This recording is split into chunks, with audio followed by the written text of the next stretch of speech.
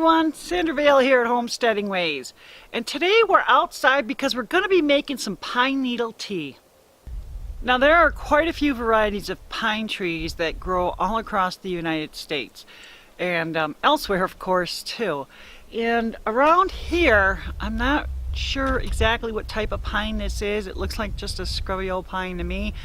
But most of the teas, regardless of the variety of pine you use, will taste similar. However, if you do have several different types of pine growing on your land or nearby, I really do suggest trying all the different types to see what your favorite is. Okay, so all you're going to do is just snap off a couple of small pieces. I'm going to do a few of these because I'm going to be making enough tea for both Paul and I, and we use some really big cups when we're using this. But anyhow, so go ahead and check out whatever pine trees you have on your land. If you don't have any, check with your friends and neighbors, or even go to a state park. Most of the time it's legal to take small quantities of stuff like this from state or federal parks. The only thing I want to say is don't take any from, say, trees that are really near a busy highway or parking lots or something like that, because 10 to 1 it's going to have like a lot of exhaust fumes and just not good stuff on them. But anyhow, snap off what you need, get the snow off, and let's go make some tea. So I wanted to mention, before I forget, to make sure you guys watch all the way to the end of the video, because I took some really great pictures yesterday of this fresh snow. They're pretty beautiful. I think you'll like them. Alright, so once you have all of the pine needles that you're looking to use for tea, bring them in if you need to get the snow off of them, or ice, or rinse them if you think there might be something on there. I'm not worried about those around here, but I'm hoping you can see this. A lot of times there will be these little brown dead pine needles still in there. Go ahead and take those out. This one has a few of them. So we'll just pull all of those out, and anything else on here that you think maybe you don't want in your tea. I'm not sure what that was. But then go ahead and put them in your pot of water. Now this is a medium-sized saucepan, and I got a good amount of water in there. And what you're going to want to do is put enough water in there, not to cover them, because they'll float somewhat. So just push it down in there a little bit, and you're going to want to get this to a boil. Now some people will take the pine needles off and then chop them up.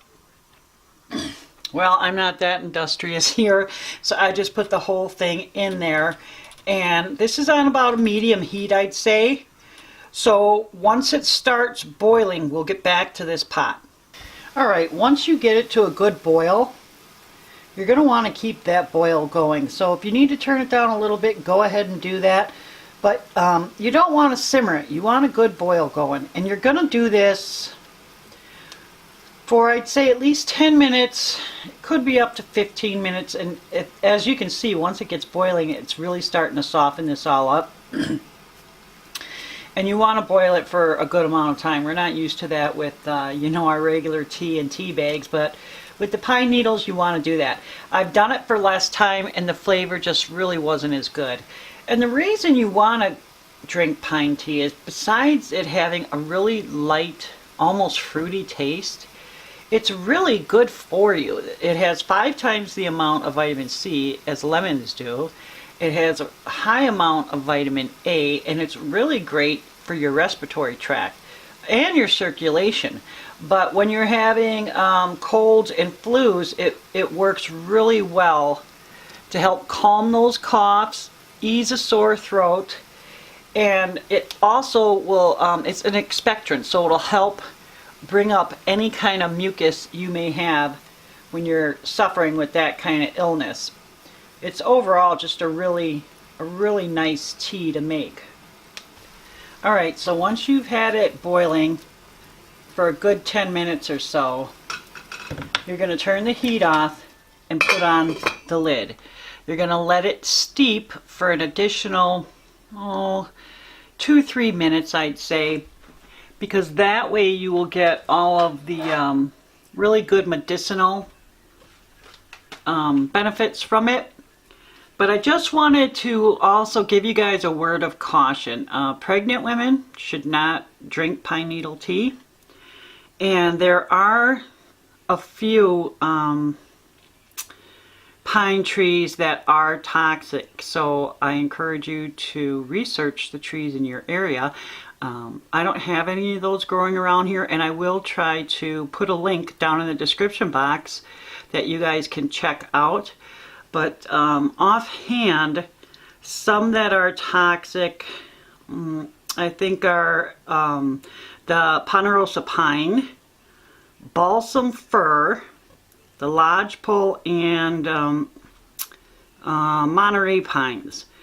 But there are others, so go ahead and look in the description box and see if you have any of those growing in your area. Make sure not to use those particular pine needles.